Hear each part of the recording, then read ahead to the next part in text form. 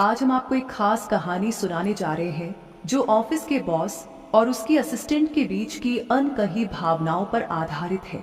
तो चलिए इस दिलचस्प कहानी की शुरुआत करते हैं। विशाल मेहरा, 31 वर्षीय चार्मिंग और सख्त मिजाज वाला व्यक्ति, अपनी मेहनत और स्मार्ट फैसलों के दम पर एक बड़ी कंपनी का सीईओ बन चुका था। ऑफिस में वह हर किसी का आदर्श था। उसका आत्मविश्वास और शानदार व्यक्तित्व उसे दूसरों से अलग बनाता था। वह काम के प्रति हमेशा ईमानदार और पेशेवर था, लेकिन उसके दिल के किसी कोने में वह भी इंसानी भावनाओं से भरा हुआ था। दूसरी ओर नेहा शर्मा, 26 साल की एक खूबसूरत और इंटेलिजेंट महिला, विशाल की असिस्टेंट थी। उसकी लंबी सजीली कदकाठी, घने बाल और मासूम चेहरे पर एक अलग ही आकर्षण था। नेहा बेहद मेहनती थी और हमेशा अपने काम को बेहतरीन तरीके से निभाती थी।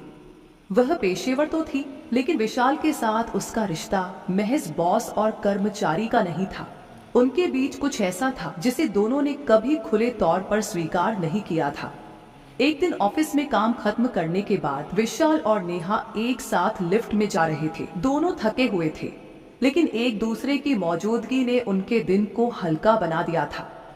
जैसे ही लिफ्ट नीचे जाने लगी, अचानक एक झटका लगा और लिफ्ट बीच में ही बंद हो गई। नेहा घबरा गई। सर, ये क्या हो गया? हम फंस गए क्या? विशाल ने उसकी ओर देखा।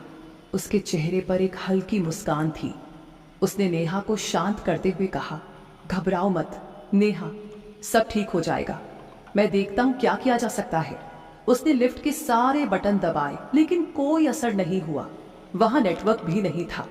नेहा की घबराहट उसके चेहरे पर साफ दिखाई दे रही थी। विशाल ने कहा, आराम से बैठो नेहा, कोई न कोई मदद जरूर आएगी। हम यहाँ से जल्द ही बाहर निकल जाएंगे। दोनों लिफ्ट के कोने में बैठ गए। माहौल में खामोशी थी, लेकिन इस खामोशी के पीछे दोनों के दिलों में छिपी भावनाएं जोर पकड़ने लगी थी। नेहा ने कहा, सर, कभी सोचा नहीं था कि हम इस तरह फंस जाएंगे। विशाल ने हंसते हुए कहा, हाँ, ये अजीब है, लेकिन कभी कभी इस तरह के पल हमें खुद के बारे में कुछ और सिखाते हैं। नेहा ने विशाल की ओर देखा। उसके आत्मविश्वास और उसकी हंसी ने नेहा को थोड़ा सहज महसूस कराया। दोनों के बीच की यह अनकही नजदीकी अब धीरे धीरे खुलने लगी थी। विशाल ने नेहा की ओर झुकते हुए कहा, तुम सच में बहुत खास हो नेहा। तुम्हारी मेहनत और समर्पण ने मुझे हमेशा प्रभावित किया है। नेहा उसकी बातों से थोड़ा शर्माई और हल्की मुस्कान के साथ बोली, आपका साथ पाकर मैं खुद को और बेहतर महसूस करती हूँ। लिफ्ट में धीरे धीरे दोनों के बीच एक खास नजदीकी बन गई।